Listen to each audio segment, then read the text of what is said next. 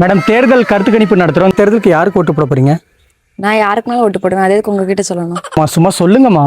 ஆமா, நான் சொல்றதை கேட்டு நீங்க என்ன பண்ணுவீங்க? அம்மா, நீங்க சொன்னா நீங்க யாருக்கு ஓட்டு போடுவீங்க அப்படின்னு டிவி, சோஷியல் மீடியா அப்படின்னு மக்கள் பாக்குற இடத்துல வந்து போட்டு விடுவோமா? அப்படின்னா நான் கண்டிப்பா சொல்ல மாட்டேன். அம்மா, சும்மா சொல்லுங்கம்மா. ஏங்க, நான் இந்த கட்சியில தான் ஓட்டு போடுவேன்னு சொல்லி சொல்லுவேன். நீங்க அதை எடுத்து டிவியில போட்டு விட்டுருவீங்க. பிறகு மற்ற கட்சிக்காரங்க எனக்கு காசு தர மாட்டாங்க. இது நான் சொல்லாட்டா எந்த கட்சிக்காரன் காசு தராங்களோ அதை வாங்கிக்கிடுவேன். அதுக்கப்புறம் எனக்கு எந்த கட்சி பிடிச்சிருக்கோ அந்த கட்சியில் நான் ஓட்டு போட்டுருவேன். ஏம்மா, காசு வாங்கிட்டு ஓட்டு போடுறது தப்பு இல்லையாம்மா? ஏங்க, 5 வருஷத்துக்கு ஒருக்க தான் தேர்தலே வருது.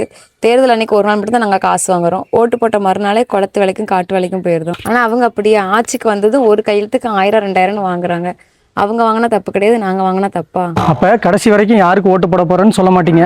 அடா போங்க சார், இன்னும் ஒரு வாரத்தில் தேர்தலே முடிஞ்சு தேர்தல் முடிவு தெரிய போகுது. அதுக்குள்ளே நீங்கள் மைக்கை தூக்கிட்டு வீடு வீடா கருத்து கணிப்பு அந்த கணிப்புன்ட்டு வந்துட்டு இருக்கீங்க. போய் வேற ஏதாவது வேலை இருந்தா பாருங்க. இது விவரமான பொம்பளையா இருக்கும் போலடா. கிராமத்துல முதற்கொண்டு எல்லாம் தெளிவா இருக்காங்கடா. சரி, வா போலாம்.